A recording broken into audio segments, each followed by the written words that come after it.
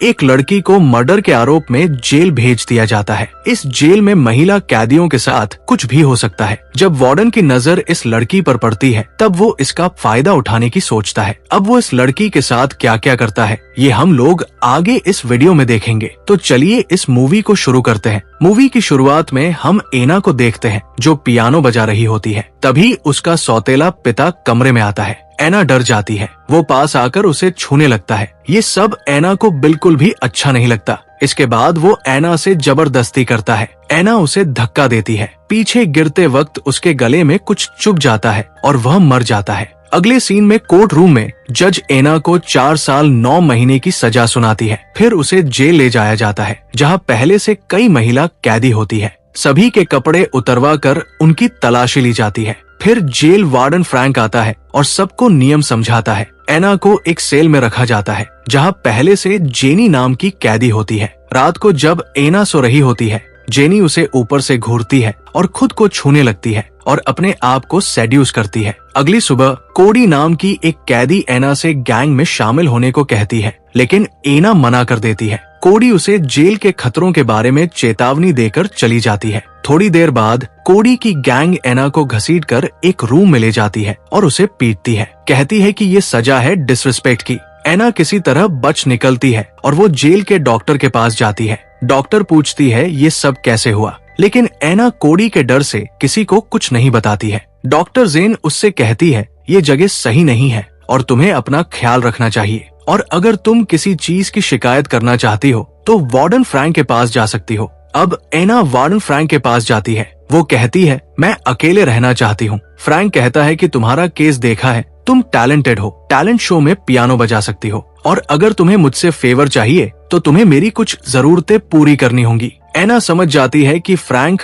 उससे क्या करना चाहता है। एना इनकार करती है। सेल में लौटकर एना जेनी से पूछती है कि वो इन सब से कैसे बचती है। जेनी कहती है उन लोगों ने मुझे भी बहुत परेशान किया था लेकिन अब आदत हो गई है। फिर जेनी एना के करीब जाती है और वो एना को किस करती है और दोनों एक दूसरे के करीब आ जाते हैं और रोमांस करने लगते हैं। अगली सुबह ग्राउंड में एक ब्लैक लड़की एना से झगड़ने लगती है। परेशान होकर एना कोडी से मदद मांगती है और उसकी गैंग में शामिल हो जाती है। कोडी कहती है कि तुम्हें खुद को साबित करना होगा। उस ब्लैक लड़की को मारकर सब कुछ रिकॉर्ड किया जाएगा। अब एना बाहर जाती है और वो उस लड़की को पीटती है। तभी गार्ड्स आ जाते हैं और एना को सजा के तौर पर सॉलिटरी कंफाइनमेंट में भेज दिया जाता है। 2 दिन बिना कपड़ों के रखने के बाद फ्रैंक उसे बाहर निकालता है और फिर वही ऑफर देता है। वो कहता है कि अगर तुम मेरा ऑफर ले लोगी तो तुम्हें कोई छू नहीं पाएगा। इसके अलावा अगर तुम्हें फिर से सॉलिटरी कंफाइनमेंट में नहीं जाना तो तुम्हें मेरी जरूरतों को पूरा करना पड़ेगा।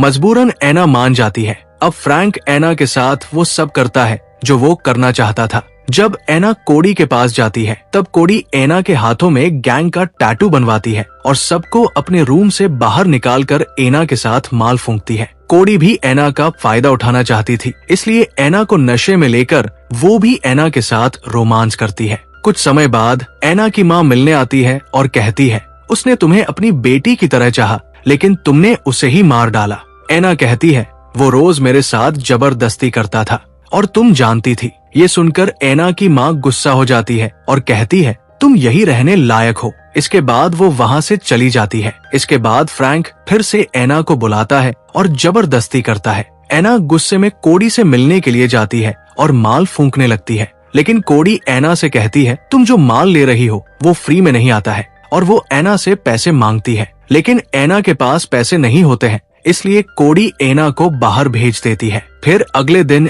एना कहीं से पैसों का जुगाड़ करती है और बाहर 2 लड़कियों से नशे का इंजेक्शन लेकर बेहोश हो जाती है। जब एना अपने रूम में आती है तब कोडी उस पर गुस्सा करती है। कोडी उसे वार्न करती है, लेकिन एना उसके मुंह पर थूक देती है। गुस्से में कोडी उसे गैंग से निकाल देती है। थोड़ी देर बाद जब एना नहा रही होती है तब ब्लैक गैंग की लड़कियां उस पर हमला कर देती है और उसे बहुत मारती है। अब एना को नशे की लत लग जाती है। नशा करके वो रोज किसी न किसी से झगड़ा करती थी, इसलिए उसे फिर सॉलिटरी में भेजा जाता है जहां वो सुसाइड करने की कोशिश करती है। उसका इलाज करने के बाद उसे जनरल वार्ड में शिफ्ट कर दिया जाता है जहां और भी नशे की शिकार लड़कियां होती है। एना उनकी हालत को देखती है। कुछ दिनों बाद माँ दोबारा मिलती है और माफी मांगती है। कहती है मैं तुम्हारे लिए वकील करूंगी। इसके बाद एना फ्रैंक के पास जाकर उससे कहती है, तुम जैसा कहोगे वैसा करूंगी, बस मुझे इन सब लड़कियों से दूर रखो। फ्रैंक मान जाता है।